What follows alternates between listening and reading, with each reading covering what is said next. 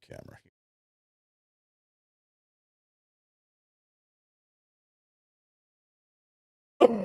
All right, I'll leave it up to you guys on whether you want to whether you use a camera or not.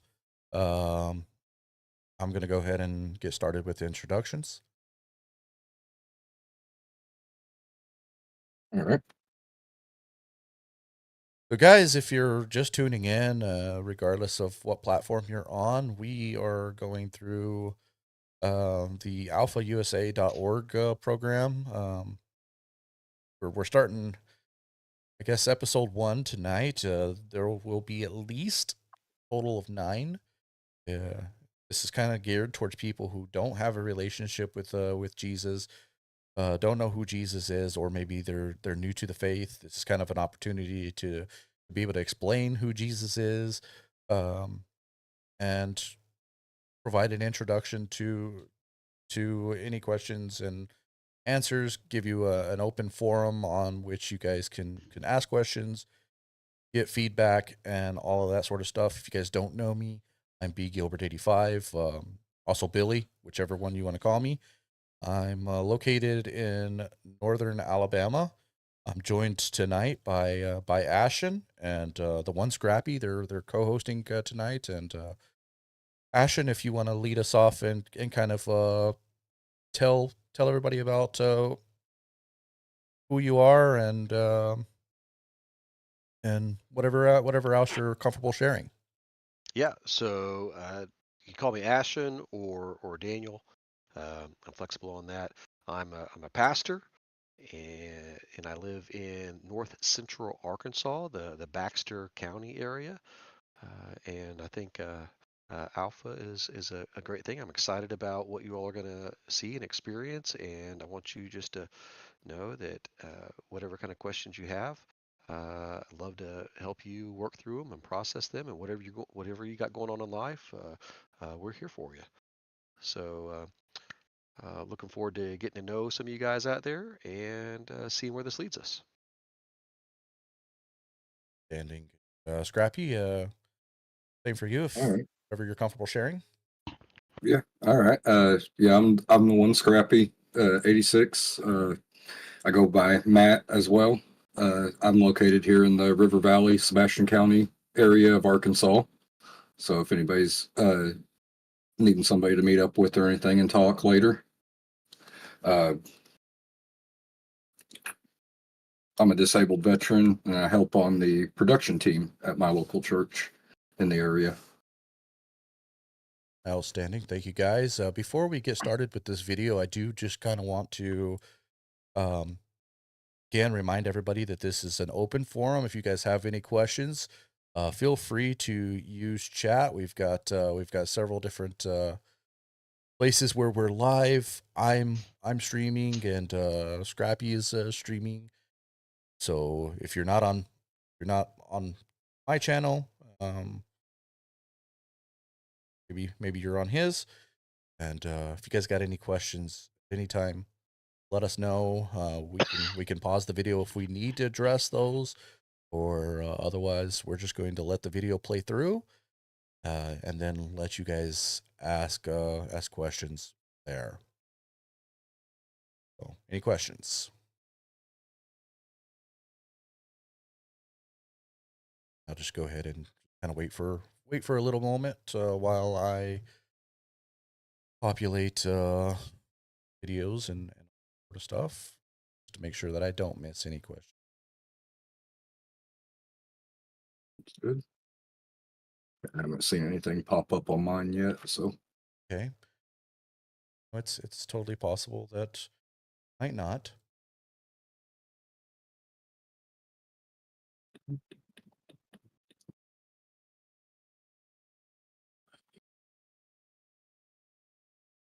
So, odd view, Facebook. Sorry, not Facebook. Twitch to validate. All right, so we got no questions here. I am going to go ahead and transition us over, guys. We're going to go ahead and get the video started. I'm going to mute my microphone. Again, if if I see any questions, I may pause the video and then come back to that. But yeah. So here we go, guys.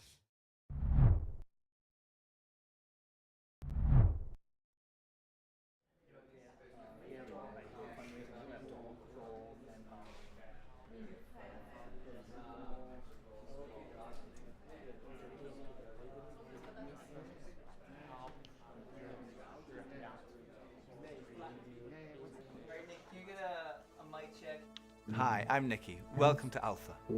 Life is busy. Every day we ask so many questions. What should I wear? What's the weather going to be like? What's happening today? How am I going to fit everything in? But then there are those bigger questions. Like, why am I here? Where am I heading? Is this it? Is there more to life than this? These are life's big questions, but there's rarely enough time to think them through properly. We all have different perspectives on the meaning of life and faith, and Alpha is an opportunity to explore life's big questions. This is a great place to come together and talk about them openly and honestly. I'm Gemma. I'm Toby. And this is Alpha.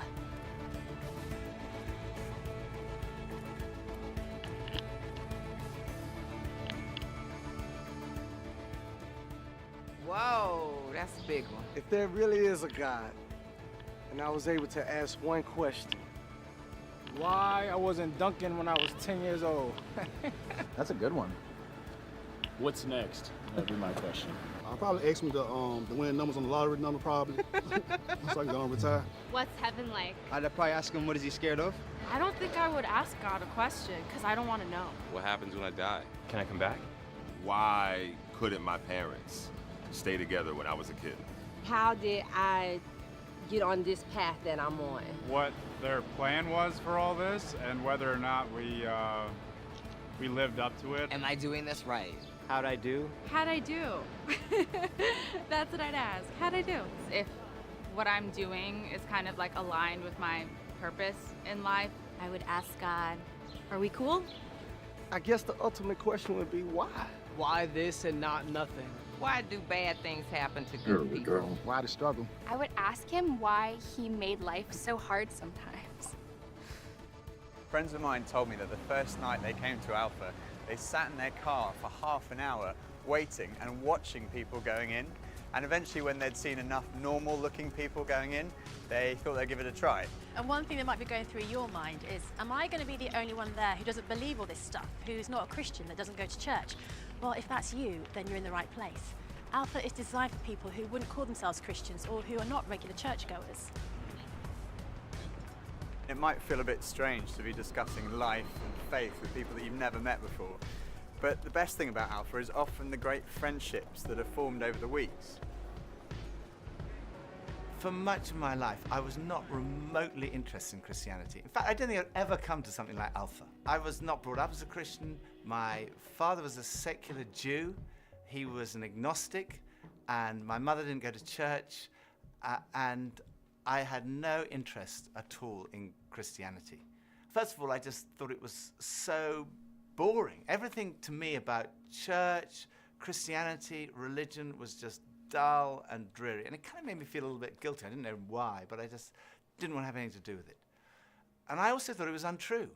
I thought I'd sort of thought it through, and I'd come up with these intellectual objections, and I called myself, very pretentiously, I called myself a logical determinist. And I quite enjoyed arguing with people who called themselves Christians. And at university, I had a bit of a reputation for being an argumentative atheist.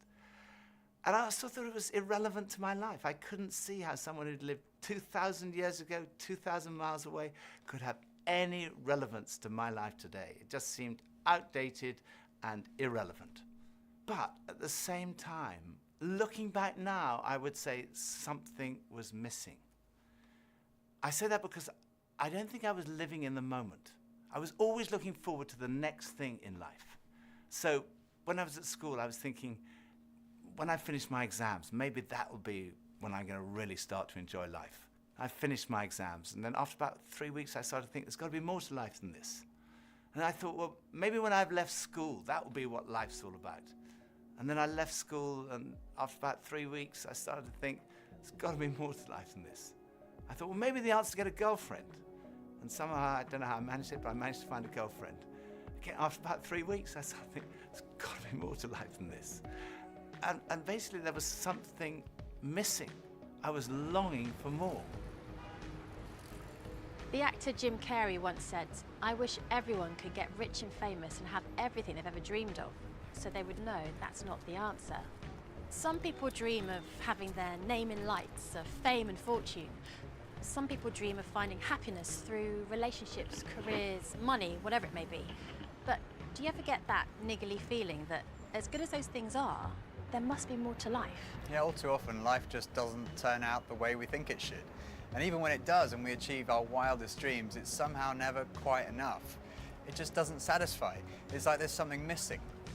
And Jesus said, "I am the bread of life." In other words, I'm the one who fulfills the longing that's deep inside every human heart. Jesus claimed to be the one person who can satisfy that spiritual hunger. Freddie Mercury, the lead singer of the rock group Queen, had amassed a huge fortune and attracted millions of fans. But he admitted in an interview shortly before his death that he was desperately lonely. He said this, "You can have everything in the world and still be the loneliest man, and that's the most bitter type of loneliness. Success has brought me world idolization and millions of pounds, but it's prevented me from having the one thing we all need, a loving, ongoing relationship." Ultimately, there's only one relationship that is totally loving and goes on forever, and that's a relationship with God. And Jesus said, "I am the way to that relationship." Jesus said, "I am the way, the truth, and the life."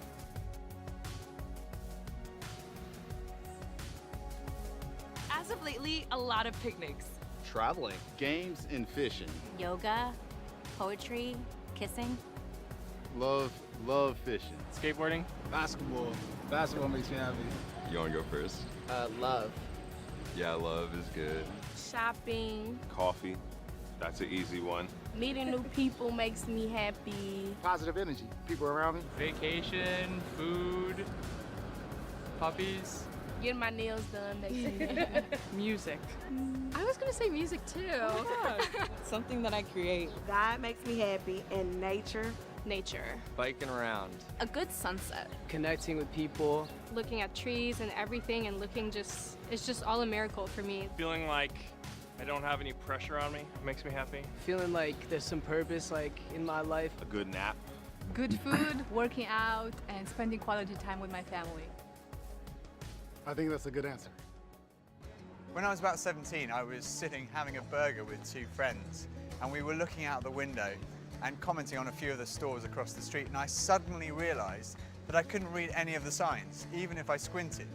So I asked if I could borrow one of my friend's pair of glasses, and as soon as I put them on, I realized I could see everything, like colors, shapes, words. I was amazed at how everything was so clear. And I could see before, but now I could really see. And to me, that's the best way to describe the difference that Jesus makes.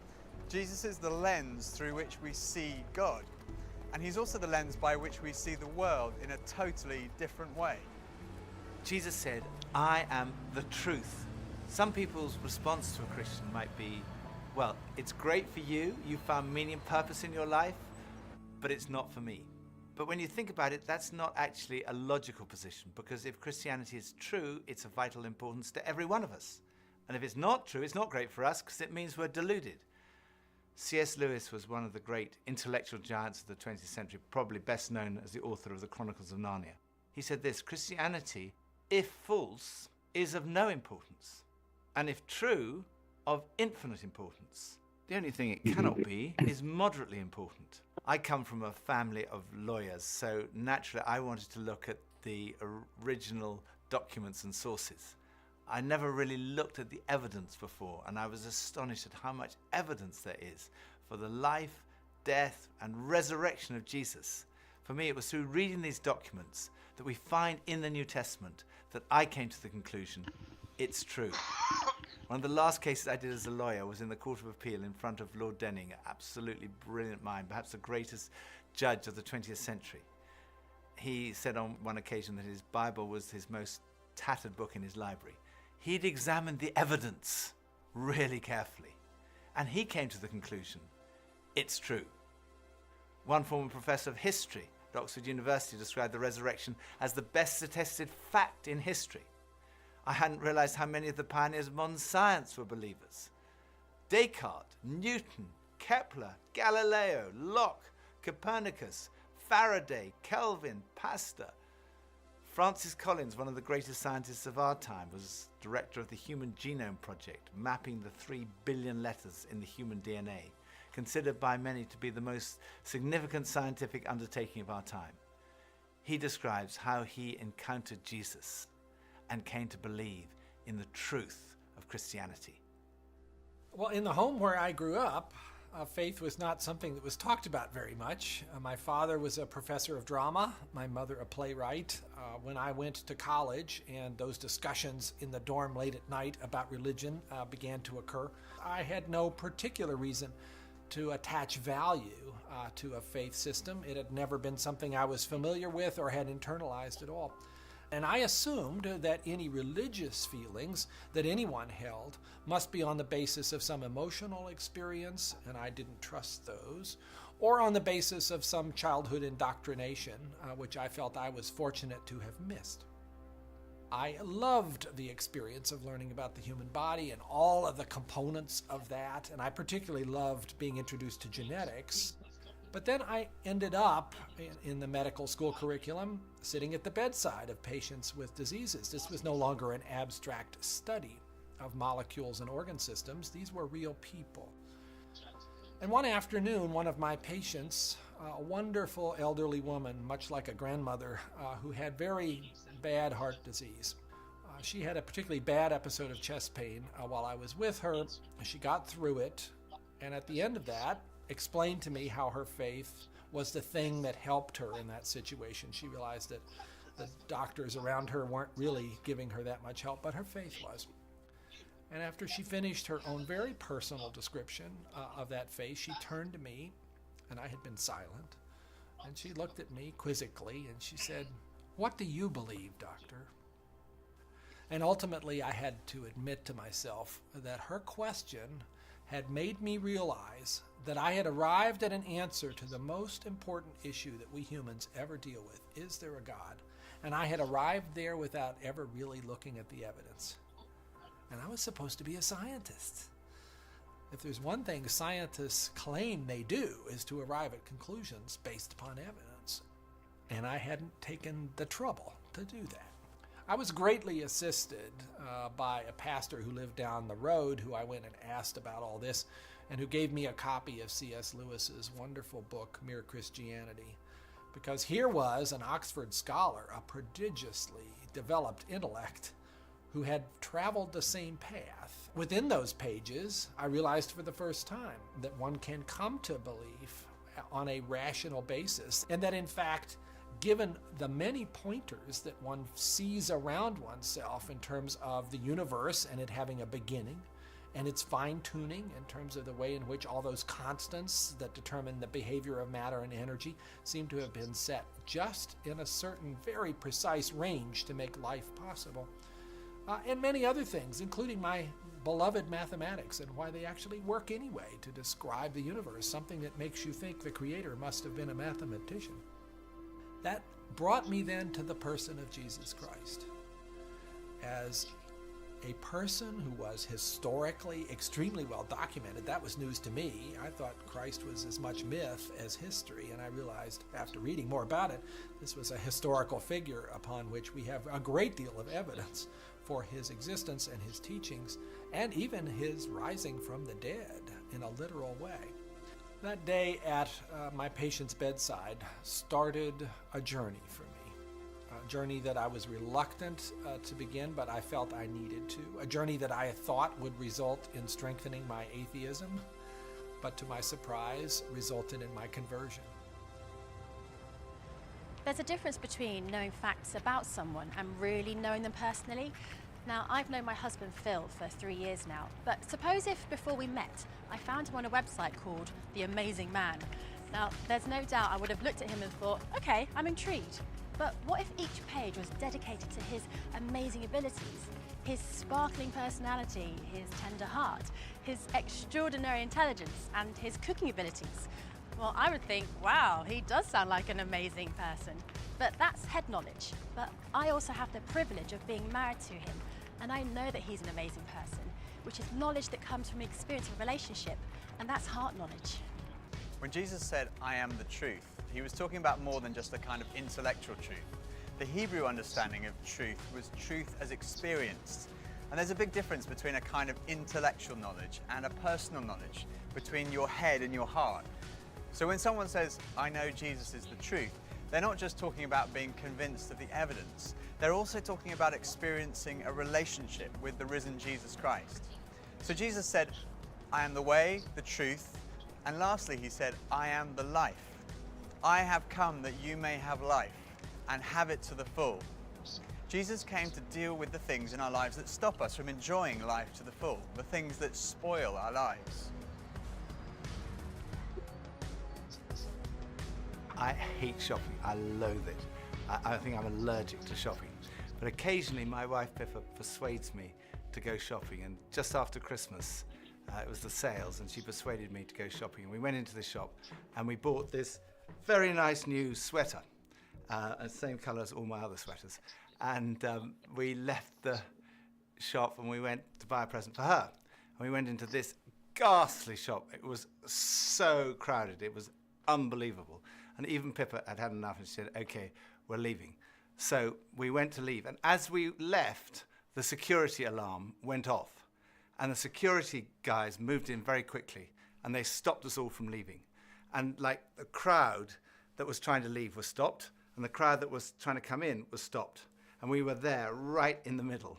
The 6 of us who were going through the security at that one time were all taken off and sectioned off from all the rest. And they wanted to see which one of the 6 of us had set off the alarm. So they sent one of them through, and that was fine. They obviously hadn't set it off. Then they sent the next one through. They obviously hadn't set it off. Then the 3rd, then the 4th. None of them set it off.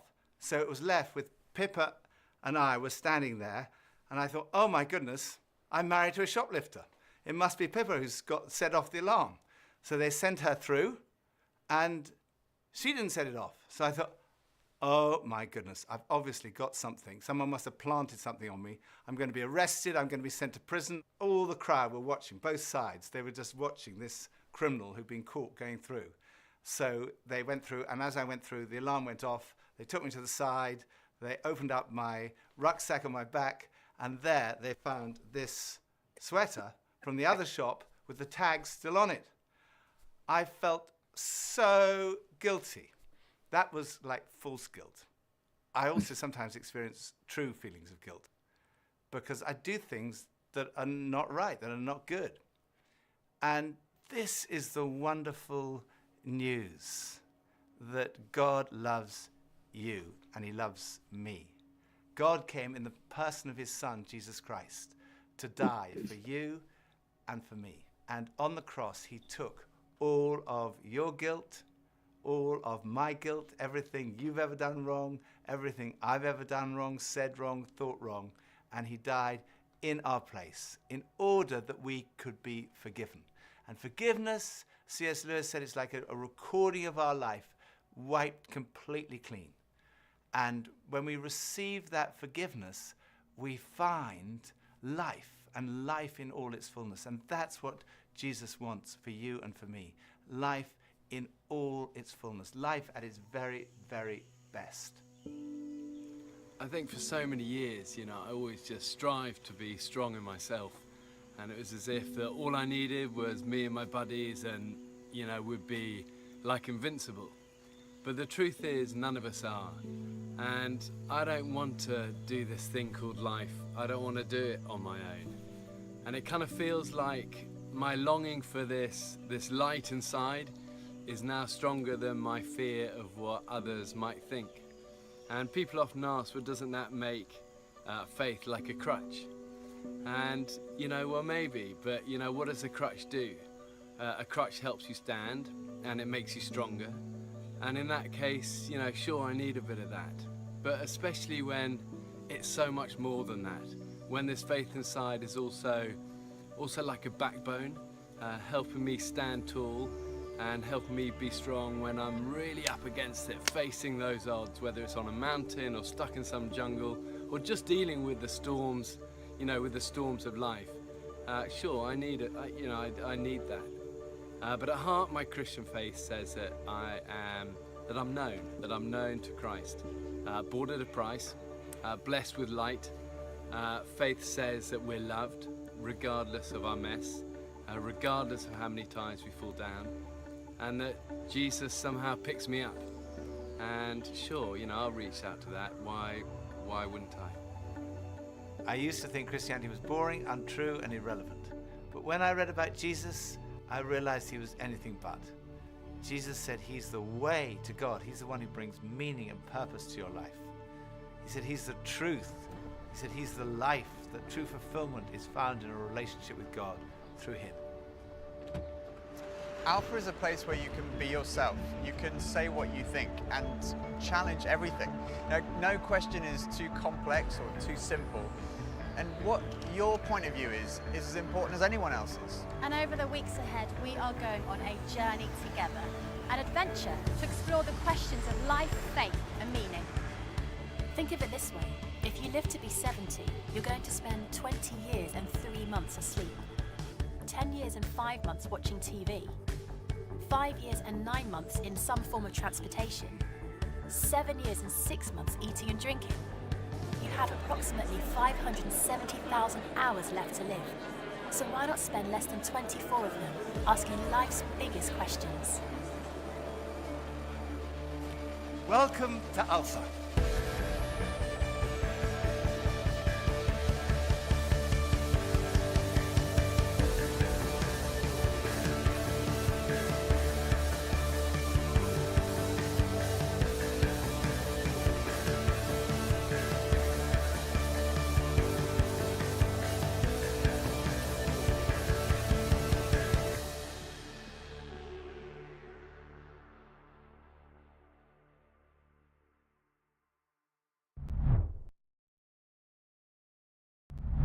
All right, guys. If you guys have stayed with us through then, I'd like to invite you guys to ask any questions you guys might have. Feel free again to jump into our Discord.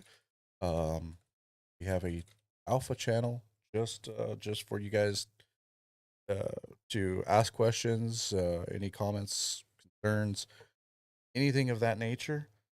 There are no stupid questions here. I snoozed this ad again. I snoozed it once. I'll only be able to snooze it one more time. I didn't want that to interrupt the video that was there. If you guys don't know, don't know Christ and never saw that video, curious what you guys thought. What stood out?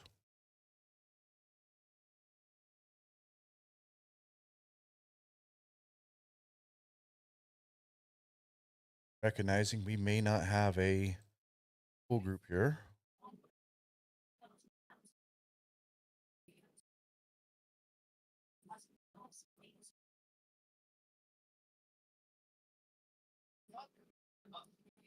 Yes, the voices in Discord will come through stream. I just noticed you guys mentioned that.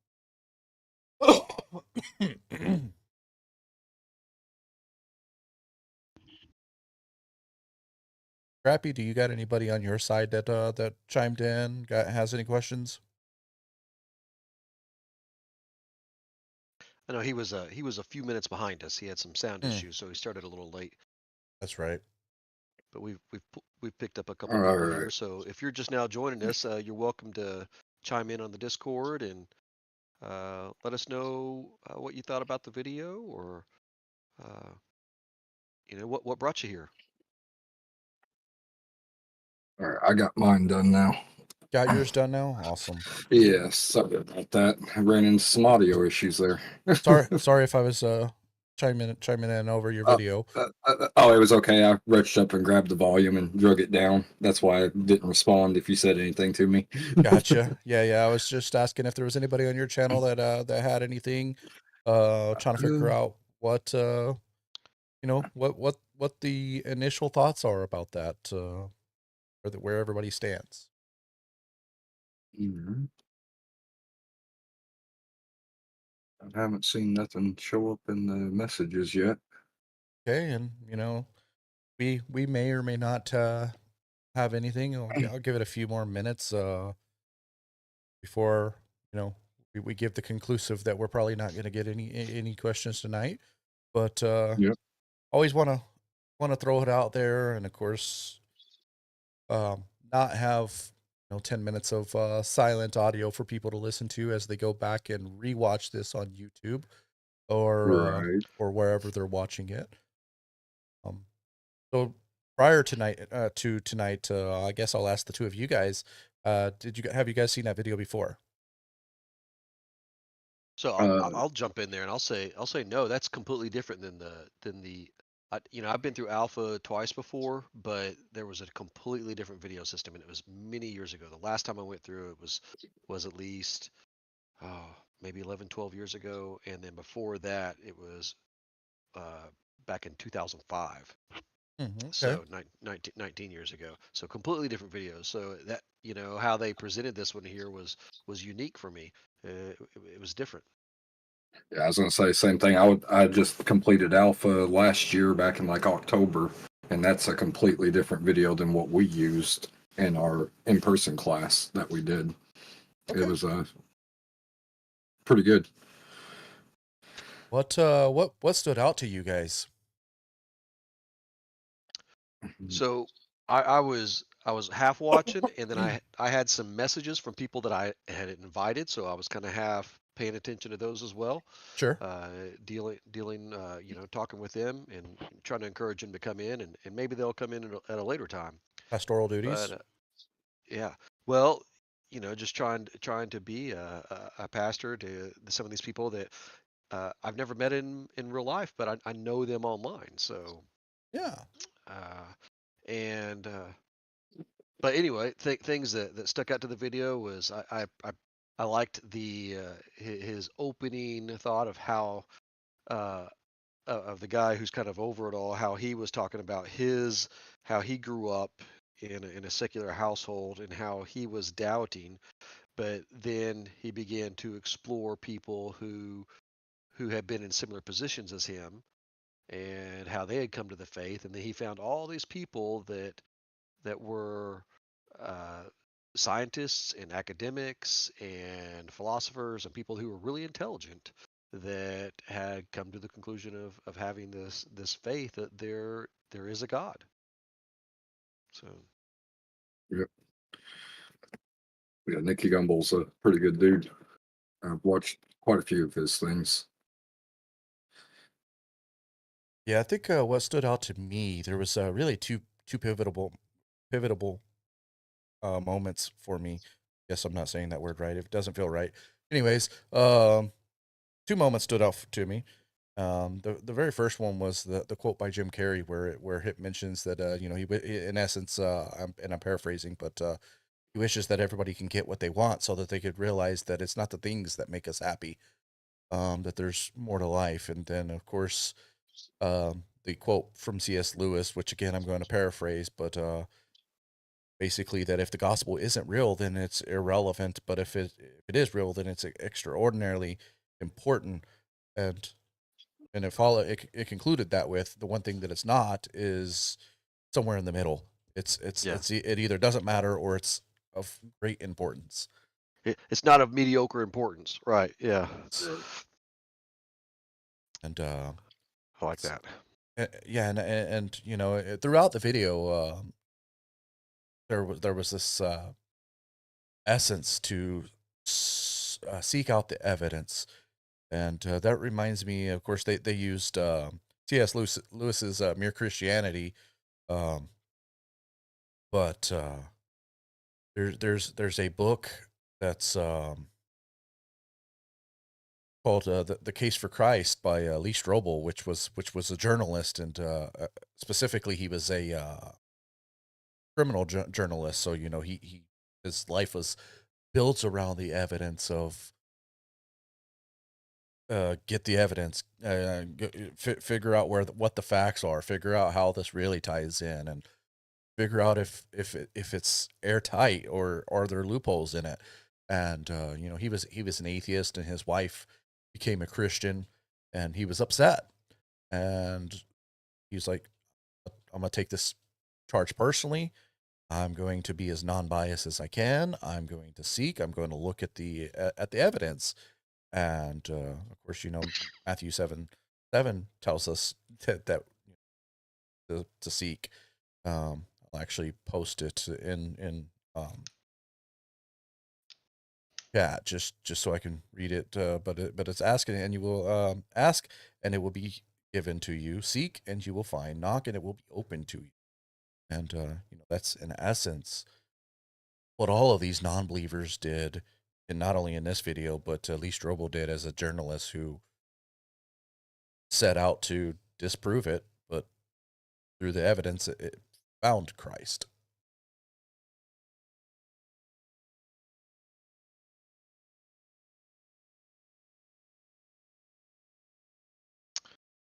So yeah, that's some good thoughts there. I also liked, kind of jumping over a little bit, that how they kind of gave us the statistics on about how much time we spend doing things in our life. And we've only got so much time in this life, and so what are we going to do with it? How are we going to make the most of it? What's the really important decisions that we're going to make? It's limited and it's precious. Sure.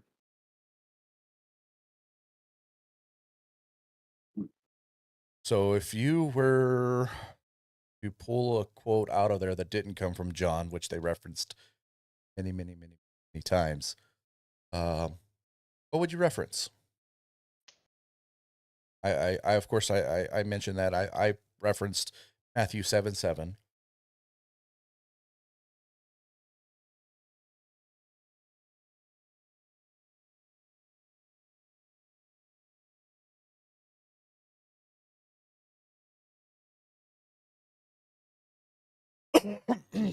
Excuse me.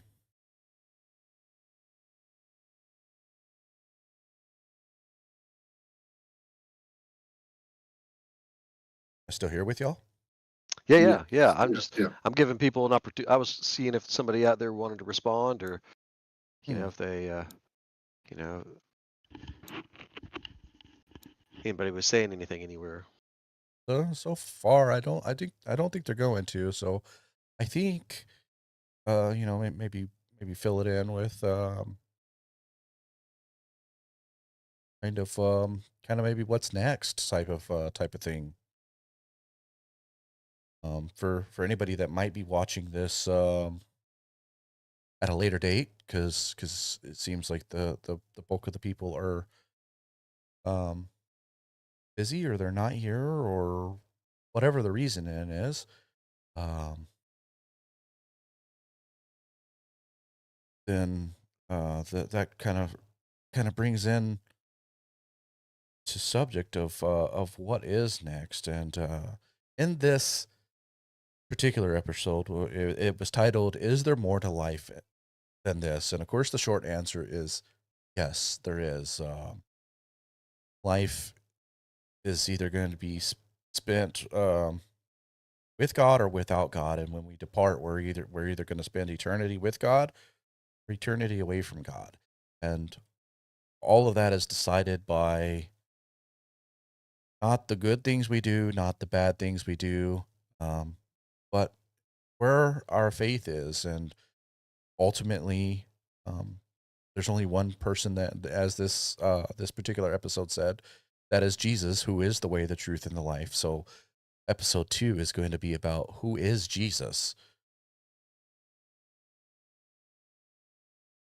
So if you're getting caught up late with that, we'll be streaming in on that next week, which will be May 9th, 7:30 Central Standard Time. And hopefully you guys can make it. Ashen, Scrappy, do you guys have anything else that you would like to add? Any closing statements?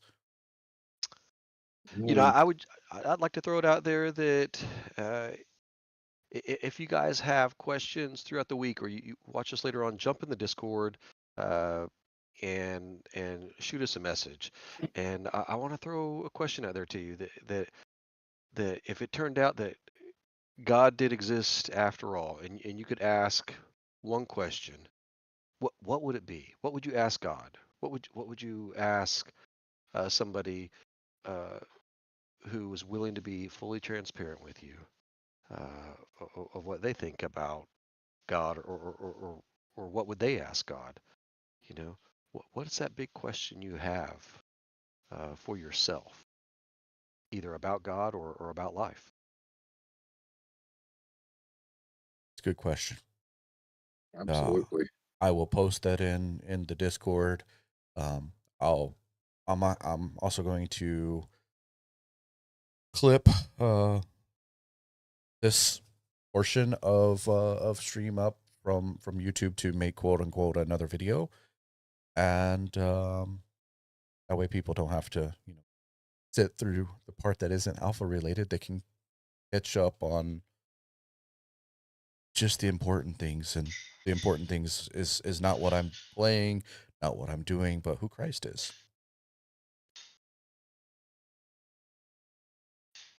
And the purpose, of course, of why we're doing it. Yeah. And I think that's going to come out as people get comfortable with being able to ask those questions. It's like, okay, who God exists, then really who is God, and what does God want us to know or want from us? And Yeah, absolutely. Absolutely. Scrappy, I didn't want to rule you out. Did you have any closing remarks that you would like to add? No, I think y'all pretty much covered it all. All right. Well, y'all gonna hit the nail on the head there. All right. Well, then I will. I guess we'll conclude. Relatively 20 minutes earlier than planned. But there may be a time where it goes 20 minutes longer than planned. So we'll just kind of see where God leads. And I appreciate you guys for being a part of this. Absolutely. Thanks for having us be a part of it. Yes, thanks for having us. God bless you guys. God bless you. Bless you, brothers. We'll see you around. All right. See you next week. See you. All right, guys. That is going to conclude Alpha. I am still going to go ahead and stream because it's only a little after 8, and I'm caught up on school, so I can do that. I